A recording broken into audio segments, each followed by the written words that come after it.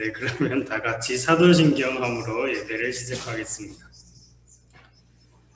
나는 전능하신 아버지 하나님, 천지의 창조주를 믿습니다.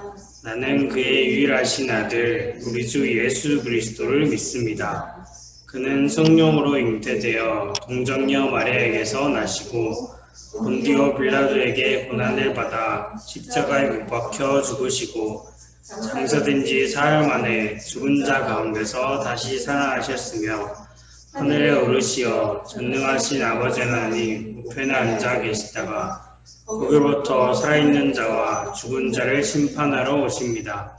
나는 성령을 믿으며 거룩한 공교회와 성도의 교제와 죄를 용서받는 것과 몸의 부활과 영생을 믿습니다. 아멘. 네, 제가 잠시 기도하겠습니다. 사랑하는 주님, 오늘도 우리 동암교회 청소년부의 지체들이 하나님 앞에 모였습니다. 각자의 자리에서 그리고 이 자리에서 함께 모여 예배드리는 이 순간 주님 하나님께서 원하시는 바를 알려주시고 말씀을 통해 깨우치시고자 하는 바를 우리에게 깨닫게 하시고 한 일주일을 살아가는 힘을 얻게 도와주시옵소서. 이 모든 말씀 우리 주 예수 그리스도 이름으로 기도드립니다. 아멘. 오늘 하나님께서 우리에게 주시는 말씀은 민수기 14장 6절에서 9절까지 말씀입니다. 민수기 14장 6절에서 9절까지 말씀입니다. 제가 대표로 봉독하겠습니다. 그 땅을 정탐한 자 중 눈의 아들 여호수아와 여분네의 아들 갈렙이 자기들의 옷을 찢고 이스라엘 자손의 온 회중에게 말하여 이르되 우리가 두루 다니며 정탐한 땅은 심히 아름다운 땅이라 여호와께서 우리를 기뻐하시면 우리를 그 땅으로 인도하여 들이시고 그 땅을 우리에게 주시리라.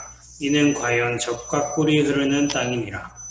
다만 여호와를 거역하지는 말라. 또 그 땅 백성을 두려워하지 말라. 그들은 우리의 먹이라. 그들의 보호자는 그들에게서 떠났고 여호와는 우리와 함께 하시느니라. 그들을 두려워하지 말라 하나. 네, 오늘은 이 민수기 말씀을 가지고 현실 앞에서라는 제목으로 말씀을 나누겠습니다. 이제 5월 30일인데요. 내일이면 5월도 다 끝나고 이제 한 해도 거의 절반에 접어듭니다. 그래서 요즘 들어 비도 자주 오고 날씨도 더워지고 진짜 여름이 되어가는 것 같아요. 최근에 한미 정상회담을 한 게 회자가 됐는데요. 그래서 뭐 백신 위탁 생산도 하고 많은 성과를 얻은 그런 회담이었습니다. 그래서 이건 외교가 좋은 결과를 낳은 경우다라고 할 수 있겠죠. 이런 회담이나 외교의 결과를 보면 항상 좋은 것만은 아닌데요. 그건 이 정상들이 현실을 잘못 보았거나 현실을 보고도 잘못된 판단을 할 수 있기 때문이에요. 그래서 그런 사례의 대표적인 것 중 하나를 우리가 1938년에 유럽에서 찾아볼 수 있는데요. 1938년 하면 여러분에게 떠오르는 게 아마 없겠죠. 네, 저는 참고로 여러분 사탐의 과목을 고르잖아요. 이과도 있겠지만 문과의 경우에 제일 안 고르는 과목 중 하나가 세계사예요. 요즘 보니까 사탐, 과탐 합쳐서 그 중에 2개를 고르던데 그렇게 해도 아마 꼴찌를 하지 않을까 싶어요. 그래서 저는 고등학교 때 이 역사 이런 걸 되게 좋아해서 대학에서도 역사를 전공했는데요.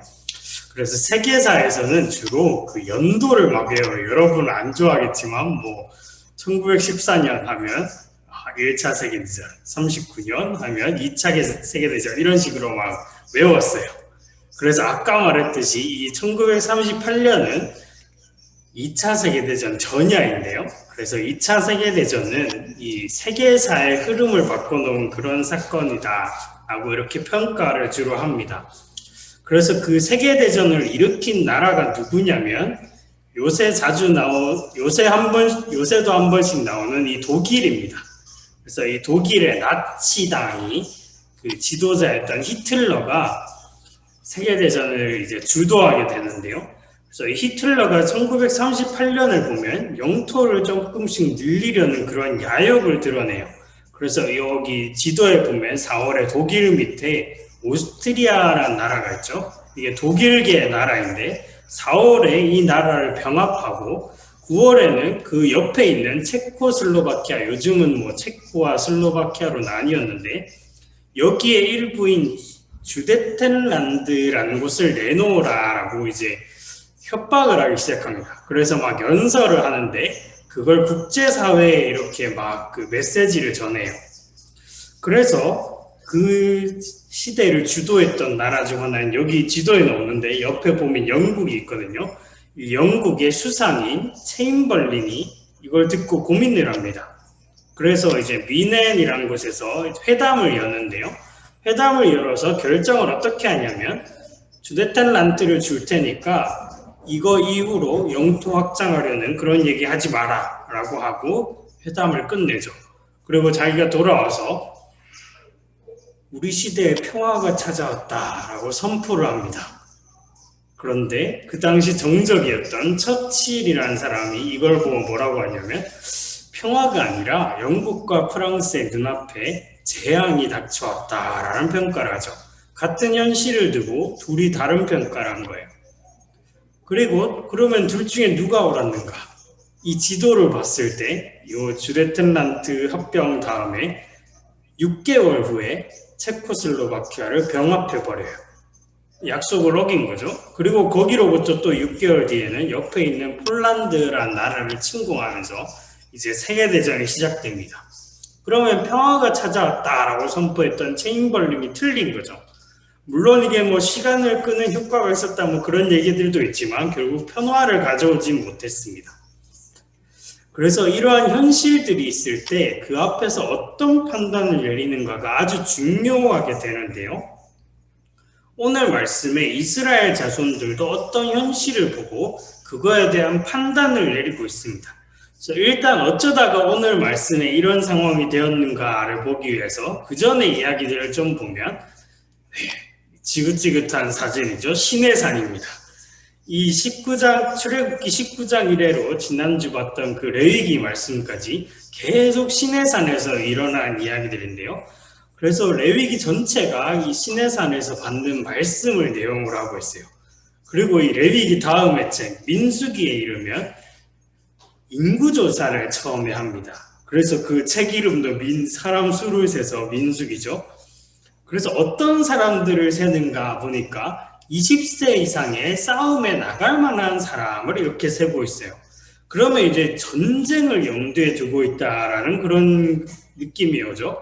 그리고 이 인구조사를 하는 거 외에도 뭐 진영을 어떻게 짤까, 그리고 뭐 레위인들은 무슨 일을 하고 어떤 일들을 할 것인가 이런 걸 막 하다가 10장 11절에 이르러서야 요 진영대로 출발을 합니다. 근데 이 출발을 할 때 이제 전쟁을 하러 가는 셈이죠. 근데 이 여정이 별로 좋지가 않아요. 11장부터 첫 번째 악한 말로 막 백성들이 원망을 했다고 해요. 그래서 여호와의 불이 뭐 진영 끝을 불살았다. 그래서 이 다베라라는 이 지명이 생기기도 하고 그 다음에 11장 또 뒤에 가면 사람들이 또 고기가 없다고 그렇게 또 원망을 해요. 어디서 좀 많이 본 장면이죠. 그래서 이번에는 하나님이 메추라기를 보내서 어떻게 고기를 주시기는 하는데 고기를 씹기도 전에 그 사람들이 재앙을 당합니다. 그래서 그걸 기브로 샀다와라고 이렇게 또 이제 이름을 지어요. 그리고 12장에 가면 또 설상가상으로 모세의 지도력에 그 형제 자매인 미리암과 아론이 반기를 드려요. 그래서 너만 뭐 하나님 만나냐 이러면서 막 이제 의문을 제기하기 시작하죠. 그래서 이런 위기들이 계속 반복되다가 13장에 이르러서 가데스라는 곳에 이제 도착을 하게 되는데요. 이 가데스에 도착해서 특정한 행동을 하기 시작해요. 그래서 하나님이 말하는 내용이 13장 2절인데요. 13장 2절을 우리 유나가 한번 읽어줄 수 있을까요? 13장 2절입니다. 사람을 보내어 내가 이스라엘 자손에게 주는 가나안 땅을 정탐하게 하되 그들의 조상의 가문 각 지파 중에서 지휘관된 자 몇 사람을 보내라. 아멘. 네, 고마워요. 그래서 여기 보면 정탐이라는 걸 하죠. 이건 군사적인 용어인데요. 그래서 군사 그 전쟁을 하기 전에 전투가 벌어질 만한 곳을 찾아보기도 하고 그 상대방의 전력이 얼마인지 이렇게 평가해 보기도 하고 이런 것들을 주로 정탐이라고 합니다. 이게 낯선 개념이 아닌 게 우리가 롤을 할 때 이 와드 있죠? 이 귀여운 거 이거를 주로 이렇게 시야가 안 보이는 곳에 이렇게 해서 그 적들이 어디서 오고 뭐 누가 오고 뭐 정글이 탑으로 오고 이런 거 이렇게 보려고 하잖아요. 이것과 똑같은 기능이에요. 그래서 어떤 정보를 보라라고 모세가 말하냐면 일단 거주민들, 가나안 땅에 누가 살고 얼마나 살고 어디에 살고 그들이 군사적으로는 어떤 능력이 있는지 보라라고 하고 두 번째로는 그 사람들이 사는 곳이 진영인지 산성인지 뭐 이렇게 지형 정보를 알아오라고 하고 마지막으로 그 땅이 비옥하고 어떤 과실을 맺고 이런 것들을 조사해오라라고 합니다. 그래서 이 지시에 따라서 그 지파에서 한 명씩 해서 12명을 가나안 땅으로 보내서 40일 동안 정탐을 하고 돌아오게 되는데요. 그래서 이제 보고를 합니다. 보고를 하기를 먼저 땅에 대해 보고하기를 젖과 꿀이 흐르는 아주 좋은 땅입니다 하면서 여기 사진에 보이듯이 포도나무 가지를 그 증거로 가져와요. 그래서 과일들도 보여주고 아주 좋다라고 얘기를 합니다. 두 번째 평가, 거주민과 거주지 어디 살고 이런 것들을 볼 때 부정적인 평가가 좀 나와요. 그래서 거주민들이 강하더라고요. 뭐 성읍은 크고 견고하더이다 뭐 이런 식의 평가를 하죠. 자, 여기까지는 객관적인 보고예요. 근데 이 보고를 딱 듣는 순간을 이제 상상해 봤을 때 부정적인 평가를 들을 때 백성들이 그렇게 좋아하기 쉽지 않은 게 거기에 가서 살아야 되는데 그러려면 거기 있는 사람들과 어떻게 그 갈등이 빚어지기 마련이잖아요. 그래서 이제 불안해하는 그런 분위기가 조성이 돼요. 근데 일단 땅이 좋다는 건 좋은 소식인 게 광야에서와 같이 먹을 걸로 걱정할 필요는 없다라는 게 이제 그 관건이 되는 거죠. 그래서 이런 현실을 딱 보고 어떤 평가를 내릴 것인가 이제 이게 관건이 되게 됩니다. 그래서 먼저 나오는 사람은 갈렙이라는 사람이 웅성웅성하는 백성들을 조용히 시키면서 야야 조용히 해봐라. 그리고 우리가 올라가서 그 땅을 취하자. 우리가 반드시 이길 거다. 라고 이렇게 말을 해요. 그런데 이 갈렙과 달리 대다수의 그 정탐꾼들이 뭐라고 하냐면 우리가 그 땅 백성 공격해서 이길 수가 없습니다. 그들이 우리보다 군사적으로 훨씬 강합니다. 하고 이게 다수파를 차지하게 돼요. 그래서 소수 의견과 다수 의견이 대립하게 되는데 잘 보면 소수 의견은 땅이 좋습니다. 땅의 가치를 이렇게 말하고 있고 다수 의견은 군사적 역량을 중시해서 그 사람들이 어떻고 그에 비해 우리는 어떻다 이런 얘기를 하고 있죠. 근데 다수파가 이 의견이 대립되는 상황에서 이쪽이 지금 땅의 가치를 얘기하잖아요. 그래서 땅의 가치를 부정하기 시작해요. 그래서 거기는 좋은 땅이 아니라 거주민을 삼키는 땅이다 라고 땅의 가치를 낮추고 그 다음에 거기 사는 사람들을 좀 더 과대평가해요. 그래서 그 아낙 자손이라는 사람들인데 그 사람들이 키가 크더라. 키가 큰 정도가 아니라 거인이다 라고 이제 얘기하고 심지어 네피림이라는 사람들의 후손이다 라고 하면서 신화적인 색채까지 더해요. 그래서 그 사람들이 보기에 우리는 메뚜기가 될 거다라고 이런 평가까지 하죠. 그래서 이 이야기는 앞서 봤던 그 객관적인 보고와는 조금씩 결이 달라지고 있죠. 그래서 소수파의 주장을 얻기 위해서 막 과장을 하고 있는 셈이에요. 근데 이게 효과가 엄청납니다. 그래서 다수파가 우세의 의견을 차지해서 백성들이 막 동요하기 시작해요. 근데 백성들이 동요하는 거 우리가 뭐 원망하는 거 우리 계속 봤잖아요. 이스라엘 하면 거의 원망이잖아요. 그래서 고정 테마로 이집트 땅에서 죽었으면 광야에서 죽었으면 이러고 이집트로 돌아가는 게 낫다 이러는 거 아주 고정적이에요. 근데 여기에 특징적인 것은 우리가 아예 한 지휘관을 세워서 모세 아론 말고 다른 애를 하나 세워서 이집트로 구체적으로 돌아가자 라고 이제 계획을 세우기 시작해요. 근데 이 계획을 세우기 시작하면 이제 문제가 되는데, 왜냐하면 하나님이 약속하신 땅으로 가라고 이집트에서 구출을 해주셨거든요. 그래서 이게 금송아지 이래의 최대의 반역 사건이 됩니다. 그래서 이 말을 듣고 모세와 아론이 엎드러져요. 그래서 이 엎드리는 건 주로 기도 행위인데요. 그래서 기도 행위를 한다는 건 이게 지금 이 백성들의 원망 사건이 절정에 이르렀다. 그래서 하나님이 분노할 게 뻔하다. 이걸 예상한 거기도 하고, 그래서 중보 기도를 하기 위해서 하나님이 애들 좀 용서해 주세요. 이런 맥락의 기도 행위라고도 할 수 있겠죠. 근데 이런 사태까지 이르니까 갈렙에 더해서 여호수아라는 사람이 가세에서 이제 소수파 의견을 다시 말합니다.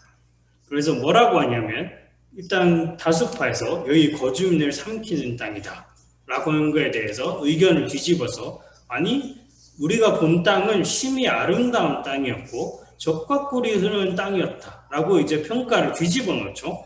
그리고 두 번째가 어려웠겠죠. 이 메뚜기처럼 보인다라고까지 얘기했는데 이걸 어떻게 뒤집을까? 근데 완전 의견이 달라요. 그들은 우리의 먹이다 라고까지 얘기합니다.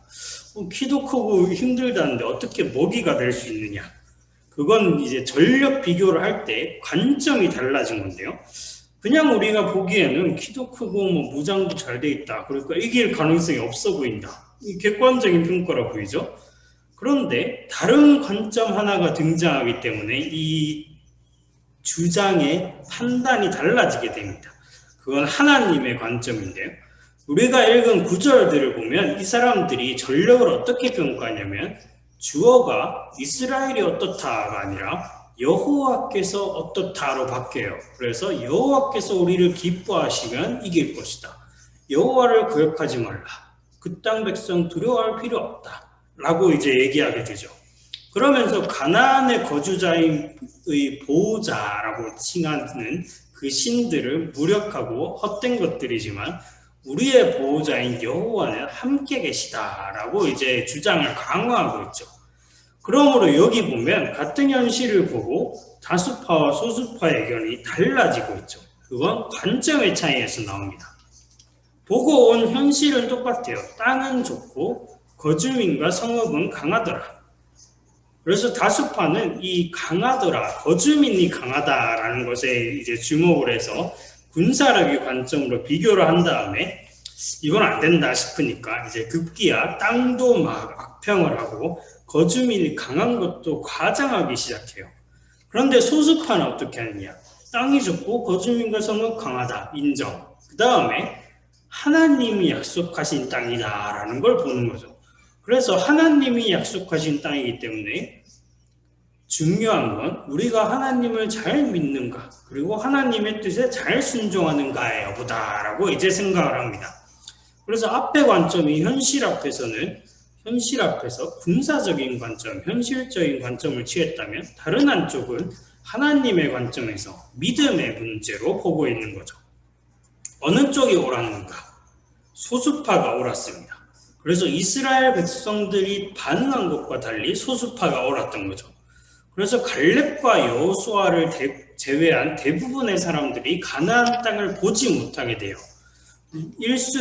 정탐했던 일수인 40일의 하루를 1년으로 쳐서 40년을 광야를 방황하게 되는 거죠. 그래서 이 사건은 우리가 당면한 현실 앞에서 어떻게 반응해야 하는가를 가르쳐주고 있어요. 우리가 주로 심각하게 고민하게 되는 건 이런 어려운 상황이 딱 닥쳤을 텐데요. 이것처럼 그냥 공격하면 질 게 뻔하다, 이런 현실 앞에서 우리가 고민을 하는 거죠. 그런데 사람들이 어떤 판단을 할 때 보면 아주 당연하게도 이 판단은 어떤 것이 좋고 어떤 것이 나쁘고 어떤 것이 이익이 되고 어떤 것이 손해고 이런 것들을 다 따져보고 선택을 합니다. 그래서 오늘 이스라엘 사람들이 이렇게 평가해서 판단을 내리는 것도 거의 이런 관점에 부합하죠. 그런데 여기서 자기 이익에 맞게 선택을 하려고 유도하려고 다른 사람들에게 사실을 왜곡해서 전달하는 것도 등장했고, 그리고 여기선 나오지 않았지만 뇌물을 주거나 협박해서 의견을 바꿔놓으려고 하는 그런 사건들도 나옵니다. 여기서도 보이듯이 그래서 어떤 선택을 하는 데 있어서 관점이 중요해지고 그 관점에 따라서 그 현실에서 어떻게 대처하고 어떻게 행동할 것인가가 달라지게 되죠. 오늘 본문은 이런 현실이 닥쳐왔을 때 우리가 먼저 현실을 보는 건 똑같지만 하나님의 관점을 취하고 하나님의 뜻이 무엇인지를 봐야 한다라고 이제 가르쳐 줍니다. 그래서 또 한 가지 사례가 있는데요. 이 남유다의 아하스라는 왕의 사례입니다. 이때는 이 유다랑 이스라엘이 남북한처럼 분열되어 있고 그 다른 세력들이 많이 있어요. 그래서 그 요새 시끄러운 그 이스라엘과 팔레스타인 그 근처에 보면 시리아라는 나라가 있는데요. 그 나라를 이 성경에서는 아람이라고 불러요. 그래서 이때 아하스 왕이 통치하던 시기에 아람과 북이스라엘이 동맹을 맺고 남유다 왕 우리가 한번 바꿔보자 이런 생각을 하고 있습니다. 그래서 침공을 하는데요. 그래서 이 침공을 하는 상황에 아하스 왕과 그 남유다 사람들이 이거 어떻게 해야 되나, 항복을 해야 되나, 다른 데 도움을 요청해야 되나, 싸워야 되나 이런 걸로 고민을 하고 있어요. 근데 아하스 왕이 이렇게 고민을 하고 있을 때 하나님이 이사야 선지자를 보내서 야, 아람과 북이스라엘은 연기 나는 두 부직갱이 그루터기에 불과하다. 이 말인즉슨 좀 있으면 다 사그러지는 쓸데없는 것들이다 라고 이제 얘기를 하시고, 그리고 그 애들이 뭐 어떤 것을 계획하지만 그건 서지 못하고 이루어지지 못할 것이다 라고 하면서 걔네 몇십 년 못 가서 패망할 거다 라고까지 말씀을 하시죠. 그리고 마지막에 덧붙이시기를 이 말씀을 덧붙이십니다. 만일 너희가 굳게 믿지 아니하면 너희는 굳게 서지 못할 것이다. 그래서 여기서도 군사력이 중요한 게 아니라 어떤 판단에 어느 쪽이 더 이익이고 어느 쪽이 더 손해를 덜 보는가 이런 게 중요한 게 아니라 굳게 믿을 수 있는가가 중요하다라고 말합니다. 믿음이 중요하고 하나님의 뜻이 무엇인가가 중요하다고 말하는 거죠. 이건 갈렙과 여호수아가 문제를 바라보았던 방식이기도 하고 예수님이 문제를 바라보신 방식이기도 합니다. 그리고 그렇기 때문에 그리스도인이 문제를 바라보아야 하는 방식이기도 하죠. 현실 앞에서 우리는 어떻습니까? 우리는 갈렙과 여호수아처럼 생각합니까? 아니면 저 이스라엘 대다수 사람처럼 생각합니까? 손해를 따집니까? 이익을 따집니까? 아니면 먼저 하나님이 어떻게 생각하실까? 하나님의 뜻이 뭘까를 생각합니까? 하나님의 뜻에 따라 생각하는 게 우선되어야 한다라고 말하는 것이 오늘 말씀의 교훈입니다. 그래서 이 가데스 바네아의 사건에서 이스라엘 백성들과 갈렙과 여호수아가 같은 현실을 보고도 다른 판단을 했듯이 우리도 그리스도인이라면 현실이 똑같은 걸 보고도 다른 판단을 내릴 수 있어야 합니다. 그래서 오늘 이 자리에 말씀을 듣는 우리 동함의 모든 지체들이 현실 앞에서 하나님의 뜻을 먼저 생각하고 세상의 말보다 우선 하나님의 말씀을 듣고 따라 행하고자 하는 그런 그리스도인이 되길 바랍니다. 하나님께서 그런 지혜를 허락하시길 간절히 소망합니다. 기도하겠습니다. 사랑하는 주님, 오늘 어려운 현실 앞에서 이스라엘 백성들이 선택을 하는 순간을 함께 지켜보았습니다. 그리고 많은 사람들이 현실 앞에서 그저 군사력과 같은 손해와 이익과 같은 그런 것들을 보지만 아주 적은 사람들은, 그리스도인다운 사람들은 하나님의 뜻이 무엇인지, 하나님의 약속이 무엇인지를 먼저 생각했던 것을 봅니다. 주님, 아하스 왕처럼 우리가 갈팡질팡하지 않게 하시고 이사야 선지자의 말처럼 굳게 믿고 굳게 서면서 현실 앞에서 어렵더라도 하나님을 따라 그리스도를 따라 살아가는 그런 그리스도인이 될 수 있게 도와주시옵소서. 우리의 길을 그렇게 인도하여 주실 줄 믿습니다. 이 모든 말씀 우리 주 예수 그리스도 이름으로 기도드립니다. 아멘. 네, 오늘은 2주 전에 이어서 축복하는 시간을 잠시 가져보려고 하는데요. 네, 오늘의 주인공은 우리 성동고등학교죠. 1학년에 다니고 경동고등학교군요. 네, 경동고등학교 1학년에 다니고 있는 양지우입니다. 네, 우리 지우 이제 잠시 축복해주는 시간을 가지려고 하는데요. 우리 소임 선생님께서 우리 고등부 선생님께서 바빠서 잠시 못 오셔서 이 축복문을 이제 지우를 위해서 함께 읽어주실 텐데요. 우리 친구들도 읽어주실 때 우리 지우를 축복하는 마음으로 함께 들어주시면 좋겠습니다. 주님이 양지우 앞에 계시어서 양지우에게 바른 길 보이시기 바랍니다. 주님이 양지우 곁에 계셔서 양지우를 팔로 떼어나 지키시기를 바랍니다. 주님이 양지우 뒤에 계셔서 못된 사람들의 흉계에서 양지우를 보존하시기 바랍니다. 주님이 양지우 아래에 계셔서 양지우가 떨어지면 받아주시고 양지우를 덫에서 끄집어내시기 바랍니다. 주님이 양지우 안에 계셔서 양지우가 슬퍼할 때에 양지우를 위로하시기 바랍니다. 주님이 양지우 둘레에 계셔서 원수들이 양지우를 덮칠 때 막아주시기를 바랍니다. 주님이 양지우 위에 계셔서 양지우에게 복 주시기를 바랍니다. 이처럼 양지우에게 은혜로우신 하나님이 복 주시기 바랍니다. 아멘.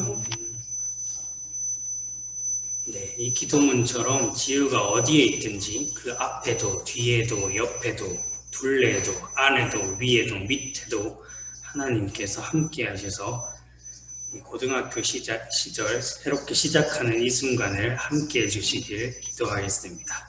네, 우리 동암교회 다른 청소년부 친구들도 서로를 위해서 이렇게 기도했으면 좋겠습니다. 네, 그러면 주기도문 하심으로 예배를 마치겠습니다.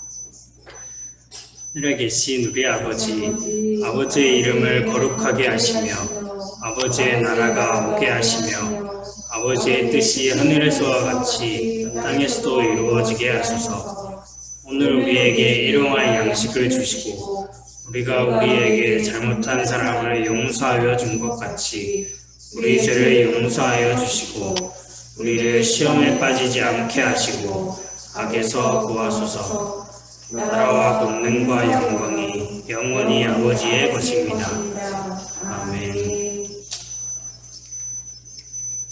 네, 그러면 공과를 한번 해볼 건데요. 잠시만요.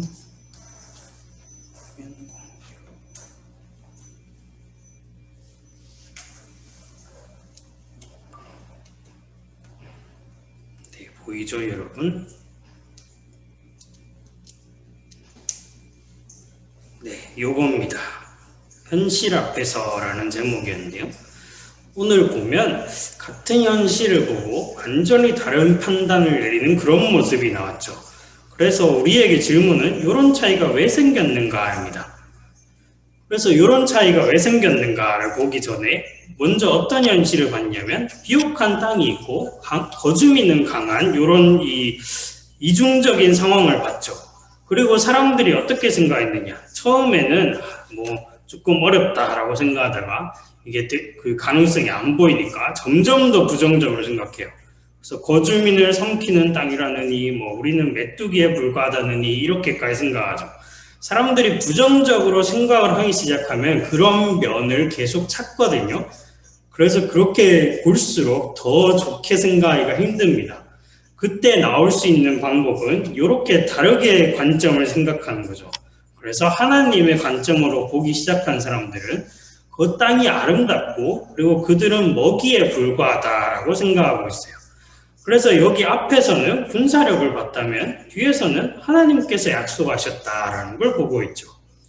그래서 오늘 말씀과 비슷한 그런 상황을 하나 더 볼 건데요. 이번에 누가복음 21장 1절에서 2절입니다.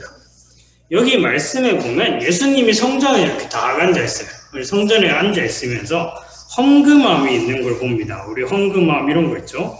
네, 그림을 잘 못 그리니까 양해해 주시고 약간 쓰레기통 같이 생겼는데 아니고 헌금함이라고 믿으면서 보면 보입니다. 헌금함이 있는데 어떤 사람이 이제 계속 이제 헌금을 넣고 가고 이런 거 하는 거 보고 있어요.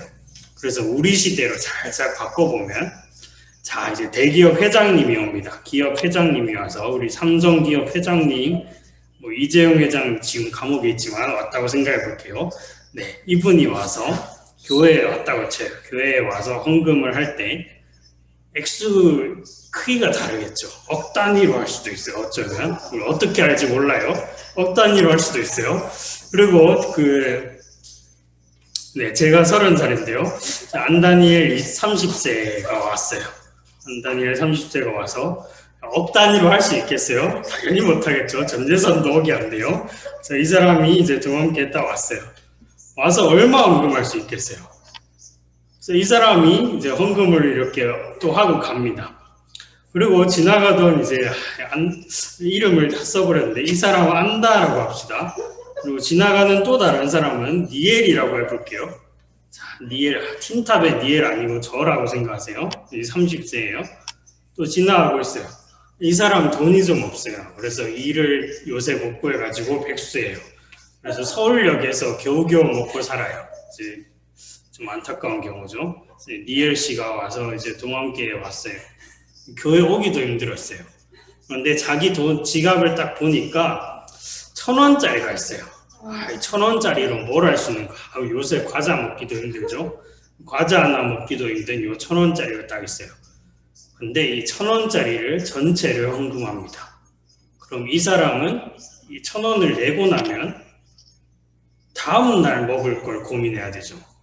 근데 이 이재용 씨는 억을 이렇게 헌금을 한다고 해도 먹고 살아요. 여기 안다 씨도 좀 어렵긴 하지만 헌금을 하고도 먹고는 살아요. 자, 여러분 이 셋 중에 누구를 택할래요? 우리라면 이재용 씨 하고 싶겠죠? 그래도 우리가 좀 그리스도인이니까 약간 좀 양심 차리다면 안다 정도가 양보해 보겠다 하겠죠? 근데 이거를 선택하기 좀 힘들어요. 니엘 씨 선택하기 좀 힘들어요. 니엘 씨 선택하기 좀 힘들죠? 저라도 힘들어요. 그래서 저라도 최소 안다 정도는 하고 싶다라고 생각하겠죠? 근데 예수님이 딱 이 상황을 보고 있어요. 성전에 있어요. 교회에서 딱 보고 계세요. 우리가 평가할 때 누가 헌금을 제일 많이 했죠? 당연히 이 사람 많이 했죠. 억 단위로 했으니까. 당연히 많이 했습니다. 그러면 교회에서 억 단위로 헌금한 사람은 당연히 또 높게 대우해 주겠죠? 높게 대우해 줘야 되나요? 근데 보통 높게 대우해 주죠. 사회에서도 우리가 기부자 명단이 이렇게 나오잖아요. 기부자 명단을 보면 가끔 얼마를 했는지가 이렇게 나오거든요. 근데 제가 그런 걸 한번 본 적이 있는데 그게 안타깝게도 액수대로 나온 걸 본 적이 있어요. 그 액수대로 나오면 우리가 어떤 생각을 합니까? 이 사람 위에 있는 사람이 더 기부를 많이 했네? 그러면 이 사람이 더 마치 선한 것 같다라고까지 생각을 해요. 근데 실제로 더 선한 거예요? 그건 물음표죠, 사실. 이 사람이 더 선한지, 이 사람이 더 선한지 물음표죠. 여기서 교회에서 이재용 씨 억 단위로 헌금했다. 막 그러면서 좋아할 수 있죠. 안다 씨와 니엘 씨는 별로 안 보이겠죠. 헌금자 명단에라도 나오면 다행이에요. 여기는 나오겠죠. 예수님 교회 성전에 딱 앉아 있어요. 그런데 어떤 부자가 와서 헌금하고 가는 걸 봤어요. 그러다가 어떤 가난한 과부가 와서 그 랩돈이라고 하는 동전 단위가 있는데 그걸 환산하면 일용할 하루 월급이 데나리온이라고 하면 그거보다 훨씬 작은 단위라고 해요. 그래서 우리로 치면 1,000원 같은 단위죠. 그거를 헌금하고 갑니다. 예수님 뭐라고 하셨냐면 내가 봤는데 내가 진실로 너희에게 말하는데 이 가난한 과부가 다른 모든 사람보다 많이 넣었다. 왜냐하면 그 사람은 생활비 전부를 헌금했기 때문이다. 이 말씀은 헌금을 얼마 네가 갖고 있는 거 다 해라 그런 말이 아니라 우리가 세상을 볼 때 어떤 가치로 볼 것인가를 이제 질문하는 거예요. 그래서 우리는 보통 누가 더 많이 했으면 더 많은 선을 가지고 있다라고까지 생각해요. 그리고 요새 이런 사건이 있잖아요. 의사가 아니라 의대생 때문에 시끄러웠어요. 근데 제가 보니까 뉴스에 의대생만 이렇게 희생을 당한 게 아니라 어떤 노동자 한 명이 일하다가 깔려 죽었어요. 구조물이 떨어져서. 그런데 뉴스에는 안타깝게도 이 의대생만 거의 나옵니다. 이 사람 나온 건 거의 없어요. 왜 이렇게 되는가? 꼭 그런 건 아니지만 우리가 여기에 좀 더 관심이 많은 건 이 사람이 마치 좀 더 같은 사람인데 더 가치가 있다라고 생각하기 때문이에요. 그런 것 같지 않나요? 우리가 막 청소하는 노동자들을 볼 때 그런 짤들이 있는데 보면 어떤 사람이 너 커서 저런 사람은 되지 말아라 이렇게 말하는 그런 그게 실화인지 모르겠지만 그런 사람들이 있잖아요. 그런데 알고 보니 그 사람이 봉사하러 온 거지. 그걸로 먹고 사는 사람이 아니었다든가 혹은 실제로 그걸로 먹고 사는 사람이었다든가. 그런데 그게 그 사람을 평가하는 가치인가요? 우리 기독교인들은 거기에 대해서 노라고 말해야 됩니다. 왜냐하면 사람을 보는 가치는 하나님의 눈으로 봐야 하고 하나님의 눈으로 보면 이건희 회장이 있든 요한다시가 있든 니엘이 있든 다 똑같은 사람이거든요. 그리고 그때 보는 건 헌금 액수가 아니라 이 사람이 헌금을 할 때 어떤 마음으로 하는가를 봅니다. 그리고 그게 액수에서 드러나는 건 아니죠. 그래서 예수님의 판단을 볼 때 우리도 세상을 볼 때 어떤 판단을 하는지를 한번 곱씹어 볼 필요가 있습니다. 네, 그래서 오늘 말씀은 현실 앞에서 우리가 어떻게 생각을 할 건가? 그게 사실 그리스도인을 잘 드러내는 거겠죠. 그래서 이걸 우리 함께 생각해 보면서 일주일간 우리를 또 돌아보고 또 한 주간도 그렇게 한번 살아가 보았으면 좋겠습니다. 그래서 함께 드리는 기도를 드리면서 마치겠습니다. 사랑하는 주님, 오늘 같은 현실 앞에서 완전히 다른 반응을 보이는 이스라엘 백성들의 모습을 보았습니다. 모두가 거주민의 강력한 군사력만 생각하며 두려워할 때 하나님이 약속하신 땅이라는 믿음으로 일어선 갈렙과 여호수아의 모습을 봅니다. 주님, 우리도 갈렙과 여호수아처럼 현실을 바라보며 하나님의 관점에서 생각하는 법을 배울 수 있게 도와주셔서 믿음으로 굳게 서는 그리스도인이 될 수 있게 인도해 주세요. 예수님의 이름으로 기도드립니다. 아멘. 네, 오늘은 여기서 마치도록 하겠고 6월까지 우리가 그 이벤트를 진행하고 있죠. 그래서 함께 잘 출석하고 좋은 결과를 함께 얻어가는 그런 때가 되었으면 좋겠습니다. 네, 오늘도 수고하셨고 모두 안녕. 다음 주에 또 만나요.